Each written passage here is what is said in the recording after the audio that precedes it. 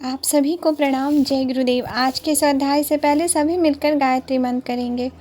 ओम भूर्भुवः स्वः तत्सवितुर्वरेण्यं भर्गो देवस्य धीमहि धियो यो नः प्रचोदयात्। पिछले अध्ययन में आप सभी ने सुना विश्व ब्रह्मांड के लोक लोकांतरों तक अथवा अदृश्य देव शक्तियों के साथ संपर्क साधने, उन्हें अनुकूल बनाने में इसी क्षेत्र को विकसित, परिष्कृत एवं प्रशिक्षित करना पड़ता है। इस समूची विद्या को एक शब्द में आत्मिकी कह सकते हैं। देवताओं के कीड़ा कलोल का यही क्षेत्र है। विष्णु उसी क्षीर सागर में शयन करते हैं। शिव की समाधि वाला कैलाश यही है। जीवात्मा का उत्थान पतन इसी क्षेत्र में निर्धारित होता रहता है। आगे सुनेंगे।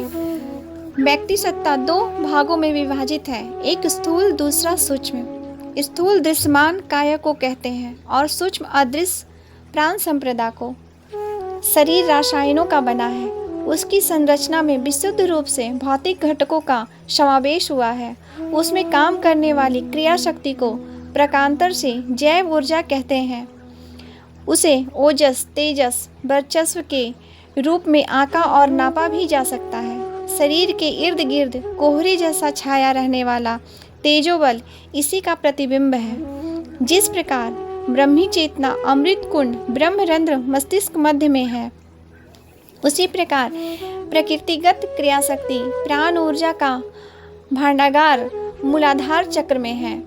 मूलाधार चक्र जननेंद्रिय मूल में कुछ ऊपर उठकर नाभि चक्र के पीछे भीतरी मध्य भाग में है।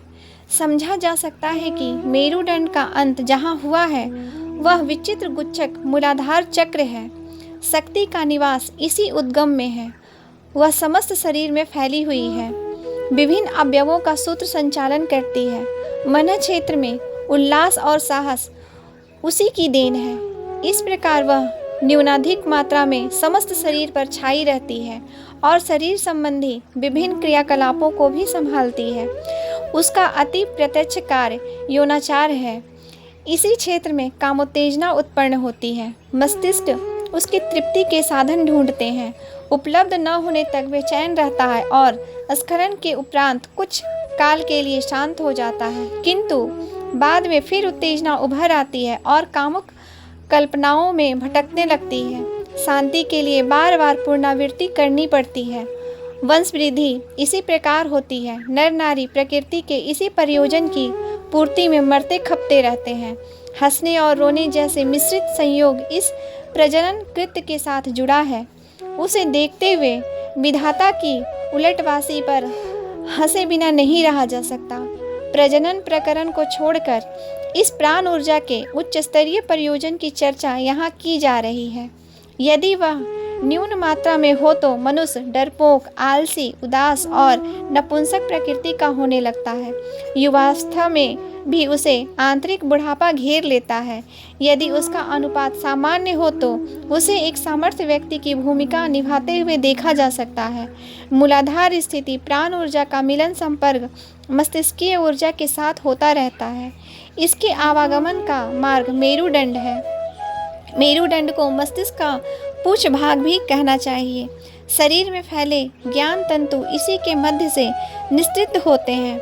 उन्हें संदेश और संकेत तो मन क्षेत्र से मिलते हैं, किंतु कार्य कर सकने की क्षमता कुंडलिनी के विद्युत भंडार से उपलब्ध होती है।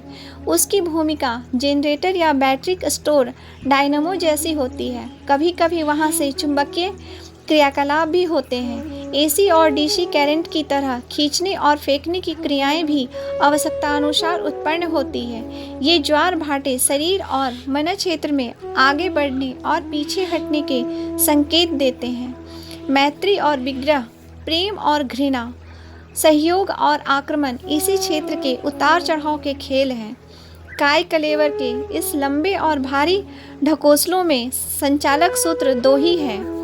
एक मस्तिष्क का अमृत कुंड जो भावना, कामना, आस्था, प्रज्ञा, श्रद्धा, निष्ठा आदि का उद्गम है। दूसरा इस प्राण ऊर्जा का संवाहक कुंडलिनी चक्र जो मूलाधार में अवस्थित रहकर मौलिक स्तर की ऊर्जा काया में तथा उसके संपर्क क्षेत्र में बिखेरता रहता है। आत्मविज्ञान में उपयुक्त दोनों ही विशिष्ट केंद्रों के बारे में बहुत कुछ कहा गया और समझाया गया है, किंतु पुरातन कथन शैली ऐसी है जिसमें अलंकारिक कवित्व का आध्यात्मिक समावेश हुआ है। संभव है सोचने वालों ने सोचा हो कि आत्मविज्ञान के ज्ञाताओं में रहस्यवाद के आधार पर तथ्यों तक पहुंचने की मानसिक विशेषता भी होनी चाहिए।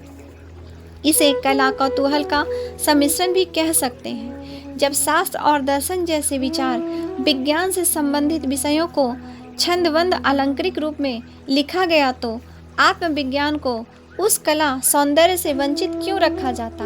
देवकुंड, अमृत सरोवर, मस्तिष्क और शक्ति कुंड, प्राण ऊर्जा भंडार, कुंडलिनी क्षेत्र की विवेचना में उसी क्रम का समावेश क्यों न किया जाता। किया भी गया है, हुआ भी है। विज्ञान नर की अभिरुचि का विषय है और कला नारी का। चूँकि आत्मविज्ञानिकों ने अधिकांश नर रहे हैं, जिससे उनके लिए आत्मपुरुष ने यही उचित समझा कि उस कथन को नारी अलंकार के साथ जोड़कर अधिक आकर्षण बनाया जाए। शक्ति शब्द ऐसे ही स्त्रीलिंग है, इसीलिए उसकी विवेचना में अलंकार और लिंग नारी के रूप में किए गए हैं, तो उसमें कुछ विसंगत नहीं समझी जानी चाहिए। जहाँ नारी वर्ग की साधना का विषय है वहाँ पुरुष वाचक प्रतिस्थापन भी हुई है, पर उनका अनुपात अपेक्षाकृत कम ही है। नारियां अपने सामान्य जीवन क्रम में उस मार्ग पर अधिक दूर तक चल भी नहीं पाती। गृह व्यवस्था का संचालन ही उसके लिए एक पूरा तपोवन बन जाता है, फिर भी उसके लिए निषेध या प्रतिबंध नहीं है। अरुंधति, अनुसुईया, सुकन्या, घोषा, अपला, ईला आदि की तरह उनके लिए भी ब्रह्मवादिनी स्तर का पुरुषार्थ करने की छूट है। मैडम क्यूरी की तरह नारी आत्मविज्ञान में भी अपने चरण बढ़ा सकती है। आगे सुनेंगे। मैडम क्यूरी की तरह नारी आत्मविज्ञान में भी अपने चरण बढ़ा सकती है। प्रसंग यहाँ बहुलता वाले नर पक्ष का चल रहा है। उसके लिए उपयुक्त दोनों शक्तियों के साथ संबंध स्थापित करने के लिए शक्तियों के नारी रूप की प्रतिष्ठापना की गई है। मस्तिष्क क्षेत्र के देवता माने गए हैं ब्रह्मा। ब्रह्मा की पौराणिक मतानुसार दो पत्नियां हैं, एक गायत्री, दूसरी सावित्री। गायत्री को ब्रह्मी, सरस्वती एवं प्रज्ञा भी कह सकते हैं। सात्विक प्रयोजन के लिए आत्मोकर्षण, उधर्गमन एवं मोक्ष, आत्म साक्षात्कार, ब्रह्म निर्माण आदि के लिए गायत्री की उपासना की जाती है। सावित्री पंचमुखी है। 5 तत्व 5 प्राण का प्रतीक मानकर उसे सावित्री कहा गया है। वह पंचमुखी 10 भुजी है। 10 भुजी का अर्थ है 10 इंद्रियों की बलिष्ठता का केंद्रीकरण। 5 मुखों का तात्पर्य है अन्नमय, प्राणमय, मनोमय, विज्ञानमय और आनंदमय कोश। कोश कहते हैं खजाने को, बहुमूल्य मणि मुक्तकों को, रिद्धि सिद्धियों का खजाना। इनके सहारे श्राप वरदान देने की क्षमता प्राप्त होती है। ये दोनों ही भौतिक प्रयोजन के लिए, इसलिए गायत्री को आत्मिकी और सावित्री को भौतिकी कहा गया है। ऊर्जा पक्ष की अधिष्ठाता शिव माने गए हैं। उनका त्रिशूल तप, शब्द और प्रकाश तरंगों के लहलहाते हुए ऊर्जा भंडार का प्रतीक है। शिव की 2 पत्नियां हैं, एक पार्वती, दूसरी महाकाली। महाकाली को दुर्गा, चंडी, भवानी, रौद्री आदि नामों से पुकारते हैं। यही कुंडलिनी भी है। शिव और पार्वती के विवाह से दोनों का एकाकीपन दूर हुआ था। दोनों के संयोग से 2 पुत्र हुए, एक सिद्धिदायक गणेश, दूसरा असुर निंदायक कार्तिकेय। एक से धर्म की स्थापना होती है, दूसरे से अधर्म का विनाश की। गणेश का वरदान प्रज्ञा और कार्तिकेय का अनुदान शक्ति है। कार्तिकेय के 6 मुख हैं, इन्हीं को षष्ठ चक्र कहते हैं। इस स्कंद अवतरण को कुंडलिनी महाशक्ति से संबंधित षष्ठ चक्र समूह और उसके प्रभाव का वर्णन समझना चाहिए। जननेंद्रिय मूल में अवस्थित आधार अग्नि का नाम ही कुंडलिनी है। शिव रूप सहस्त्रार के जागृत प्रफुल्लित होने पर उसका जो पराग मरकंद निर्झरित हुआ उसे शिव रत्स कहना चाहिए। कुंडलिनी आधार अग्नि ने उसे ग्रहण किया, 6 कृतिकाओं ने उसे परिपक्व किया। ये 6 कृतिकाएं 6 चक्र ही है। 6 कृतिकाओं द्वारा परिपोषित 6 मुख वाले कार्तिकेय को अलंकार के रूप में 6 चक्रों का प्रभाव परिणाम ही माना जाना चाहिए। पार्वती सौम्य है, स्वयं कठोर तप करके उन्हें शिव का वरण किया था, किंतु चंडी ऐसे ही शिव के गले में बंध गई। उसे प्रजापति ने देवताओं की शक्ति एकत्रित करके सृजा था और दैत्यों का दलन संभव कराया था। इसके उपरांत जब वे अपनी 10 दिशाओं में ज्वाला बनकर विचरण करने लगी तो नियमन के लिए उन्हें शिव के गले में बांध दिया गया। वहाँ भी वे पार्वती की भांति शिव के चरणों में नहीं गई, नंदी पर नहीं बैठी। उन्होंने अपना वाहन सिंह रखा और शिव को नीचे पटक कर उनकी छाती पर चढ़कर कलोल करने लगी। यही है महाकाली महाचंडी कुंडलिनी, जिसका कार्य दमन है। वाम मार्ग में इसी का प्रयोग होता है। कुंडलिनी की शक्ति और महिमा पर प्रकाश डालने वाले अनेक शास्त्र वचन उपलब्ध होते हैं।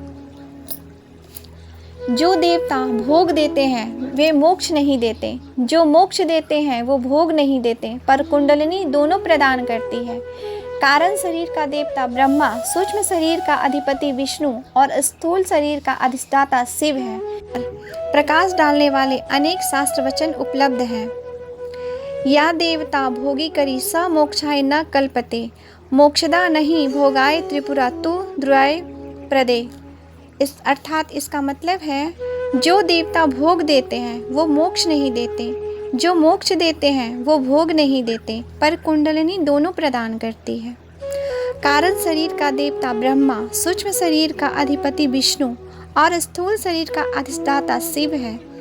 ये अधिष्ठाता देव सम्मान व्यक्तियों के जीवन में गांठ की तरह बंधे हुए एक कोने में पड़े रहते हैं, पर जब कुंडलिनी जागरण की 3 अग्नियां प्रज्वलित होती है तो उनका प्रभाव तीनों शरीर पर पहुंचता है और उनके प्रसुप्त तीनों देवता सजग सक्षम सक्रिय होकर अपना प्रकाश एवं प्रभाव प्रदर्शित करने लगते हैं।